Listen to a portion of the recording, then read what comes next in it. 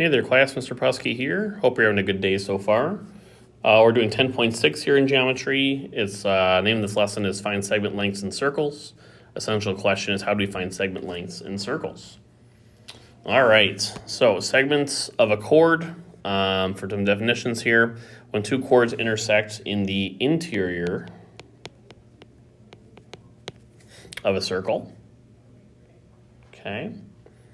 A secant segment is going to be a segment that contains a chord of a circle and has exactly one endpoint outside the circle.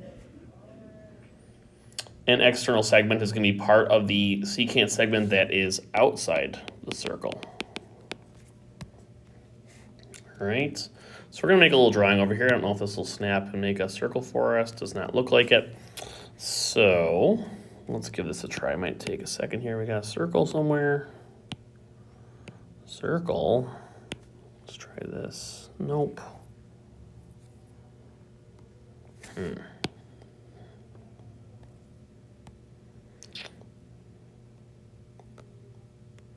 Yeah, doesn't look like it's working here. We're gonna have to just kind of draw these by kind of sketching a little bit here. Not bad. So here's how it works, right? So if we have two chords intercepting in the middle like this,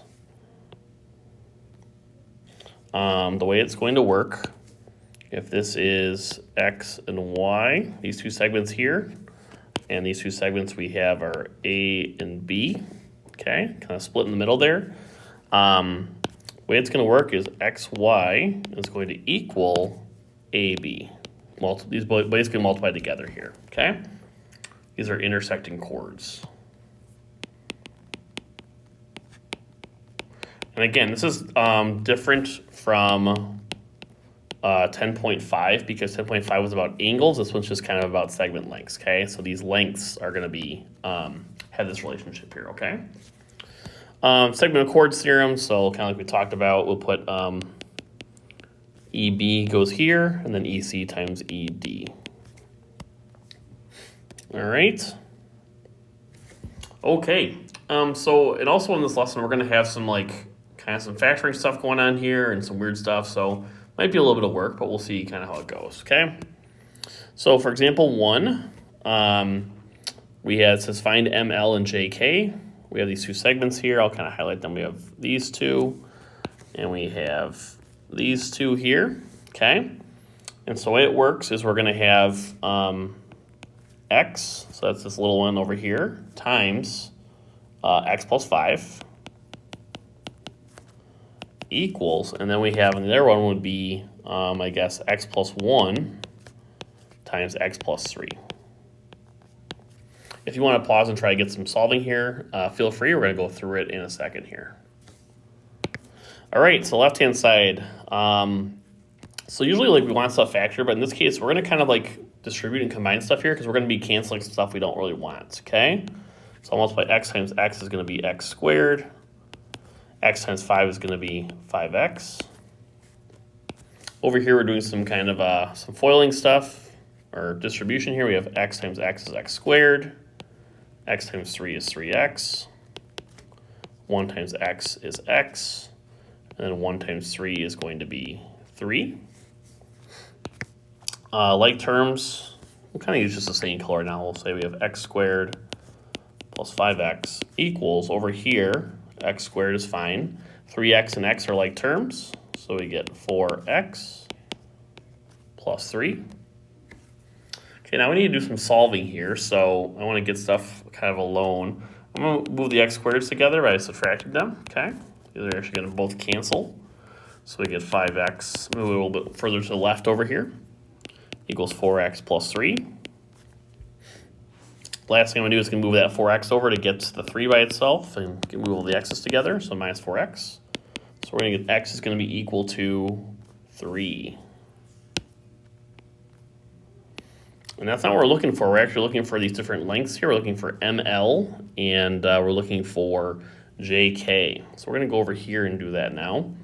So ML was equal to, it was the X plus 3 plus, right, the whole way across over here would be this part and this part, right?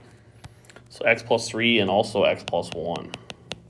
We know x is equal to 3, so we can do 3 plus 3 plus, and then 3 plus 1. So that's going to equal what? 6 plus 4. So ML would be equal to 10. Okay, so be careful. Like there's multiplication here too, but then after that we're kind of like adding stuff together. JK is a similar kind of thing here. We're going to have to add the x and the x plus 5. That's going to equal x plus, and then the x plus 5. So it's going to be x is 3 plus 3 plus 5, which is 3 plus 8. So JK would be equal to 11. Okay, so a little bit of work here. We had to kind of solve for x and then solve for the missing lengths here, okay? All right, we have a checkpoint down here. It's a little bit easier. This one's a little tougher because it had like a lot of x's throwing around in there, but go ahead and try checkpoint 1 if you would like. All right, so same kind of vibes here. We have x and 6, and we also have 5 and 12. So 6 times x is 6x. And then 5 times 12 would be on the other side, right? So we have 6x equals 60. We can solve by x by dividing by 6. We get x is going to be equal to 10. And this one's actually just asking you to solve for x. That would be all we have to do for that one. Nice. Okay, so that's for like if we have intersecting chords. I'm looking for their lengths here.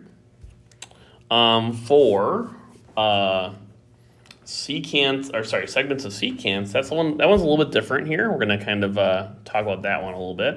It's a little goofy, but we'll fill in these things here first, okay? So the way it's going to work, we'll have EA. We're just going to fill in these blanks here. We have EB, and then EC be times ED. But we'll kind of fill in some stuff here, okay? We'll zoom in a little bit. So the way it works, it's outside times the whole equals outside times the whole, okay? So these would be outside the circle, these guys on the left here, and the inside would be, and then the whole would be like all the way across, right? Whole would be like kind of like this, right? So I might kind of redraw that here. Yeah. Let's see. Yeah, we'll kind of redraw it. So I'll go over here, okay? Use black for the circle here. So we have kind of something like, ooh, not like that. Kind of like this and like this. All right, so the way this is going to work, we'll call this x and we'll call this y. Okay, so basically like from the angle to the edge of the circle, right?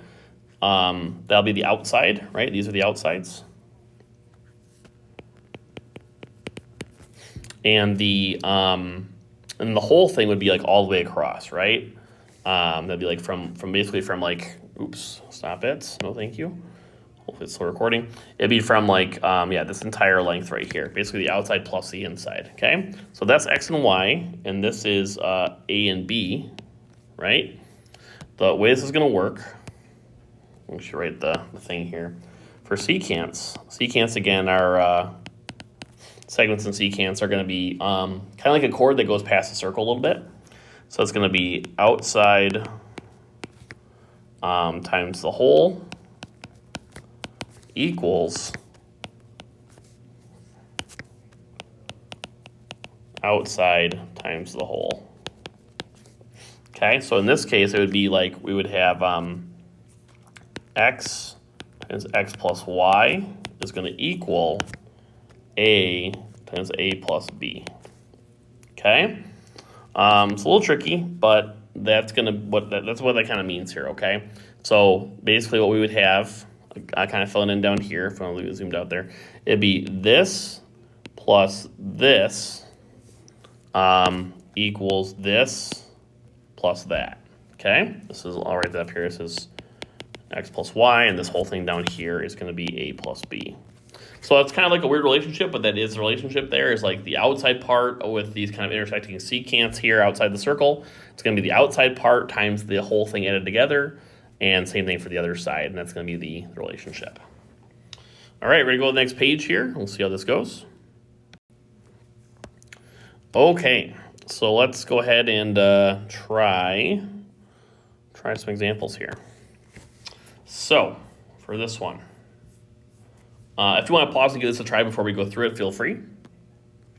So we're solving for the value of x here, which is kind of this inside part here, which is a little goofy, but we'll see how it goes here. So we have the outside, which is 5, times the whole, which would be actually 5 plus x, right? This whole thing is 5 plus x equals, the other one would be, the outside is 6 times 6 plus 4 would be the whole thing, right? Okay, so again, hopefully that makes sense there. It's the outside times the whole. Write that up here again.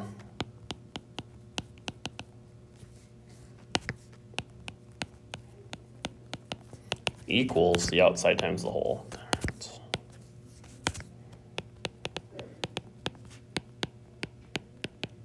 If you wanted to pause this and give it a try simplifying, feel free. All right, got to do some solving here. So if we do this, 5 times 5 and 5 times x, 25 plus 5x. Over here, I wouldn't probably distribute. I'd probably kind of simplify there. So it'd be 6, oops, wrong color. 6 plus 4 is 10. We'll use one color now. So now I have 25 plus 5x equals 60. How do I solve for x now? I'm going to do minus 25. 5x equals what? 35. Divide by 5 to solve for x. X is going to be equal to 7. So we're looking for? Yep, we're looking for x. And that's our answer. Okay, if you'd like to try checkpoint 2, very similar to this, give it a try. All right, for this one here, so we have outside times the whole again. So 7 and then 7 plus x equals, other one would be 6 outside times 6 plus 8, which is the whole thing.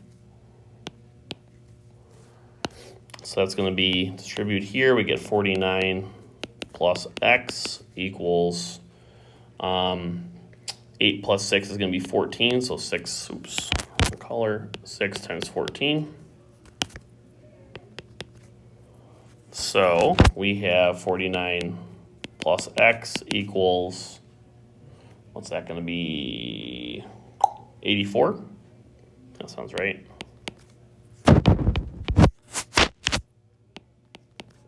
Minus 49 from both sides here.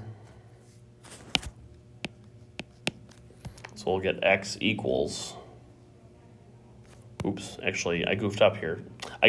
So it should be 7x here. 7 and 7x, okay? I wonder what's going on there. So we should have 7x equals 35. Then divide by 7. X is going to equal 5. All right, apologies for that mistake. So again, when you distribute over here, it should have been 49 plus 7x. That was my bad there. All right. Sounds good. Okay, segment of secants and tangents. So this one we're going to have like a segment of a tangent, kind of part of a tangent outside the circle, and also the secants, which we just worked about here. So a little bit different here. We'll fill in these blanks again. So EA squared is going to be EC times ED. So what I like to call this is like if we have this tangent here, call that X. And I'm going to call this A and B again. And so kind of a similar vibe here. If we have a secant and a tangent, we're kind of figuring out like what their lengths are going to be. It's going to be x squared, kind of the tangent length squared is going to equal, same thing as kind of last time, the outside times the whole, right? So A times A plus B. Okay. So similar to the last one, but not exactly.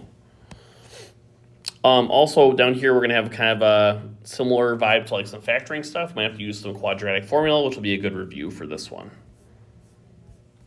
All right, next page here. Okay, you're going to want to write kind of small for these ones. There's going to be a couple things going on here, okay? All right, let's see here. So we're solving for RS, which is going to be X, basically, okay?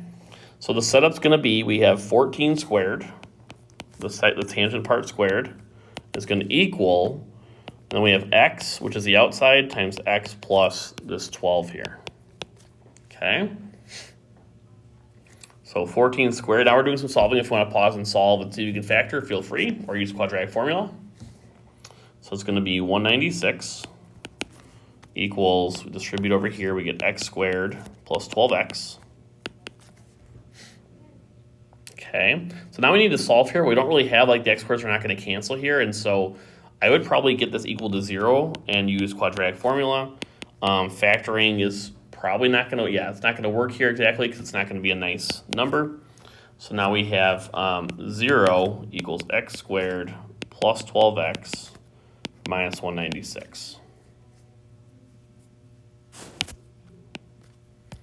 Okay, so for this one here, quadratic formula, can I go up here actually, was x equals negative b plus or minus the square root, excuse me, b squared minus 4ac all over 2a.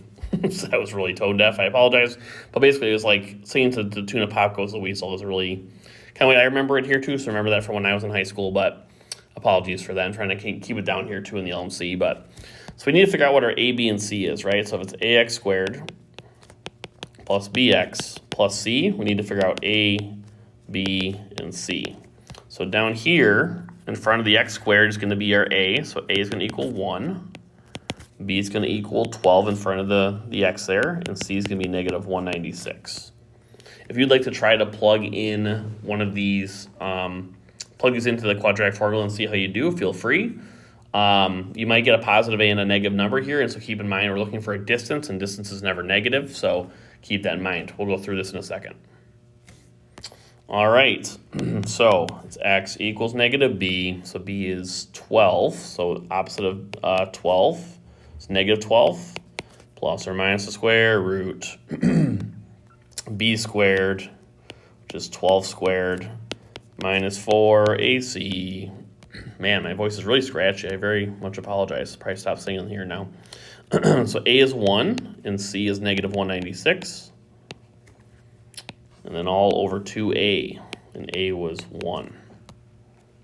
Okay. So simplifying this a little bit more here, we have negative 12 plus or minus square root. 12 squared is 144.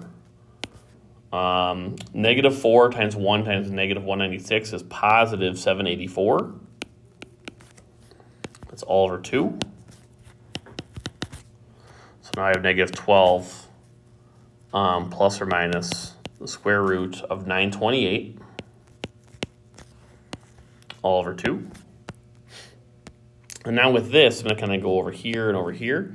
We need to split it up here. We got to do the plus and the minus. So I'm going to do negative 12. Let me zoom in a little bit more actually, so it's not as chunky of a marker there. Negative 12 plus square root of 928 all over 2. And negative 12 minus square root of 928 all over 2. And so this is going to be approximately, when you do this, 9.23 up here, which is approximately x. And down here is going to be approximately negative 21.23. Which one seems like the appropriate answer here for a distance? Yeah, it's going to be the top one here, right? Distance never negative. And that's our answer. A lot of work there. A lot of work for this one, but it's a good review for quadratic formula. All right, if you would like to try checkpoint 3 on your own, feel free. We'll go through it in a second. So for checkpoint 3, so it's outside squared, which is 8 squared, equals the outside times the whole, which would be x plus 6. Now we simplify here, distribute, we get 64 over here equals x squared plus 6x. Again, we don't have a way to get rid of x squared and 6x really, so we're going to subtract 64, set equal to 0. 0 is going to equal x squared plus 6x minus 64. This will not factor. We're going to use quadratic formula again.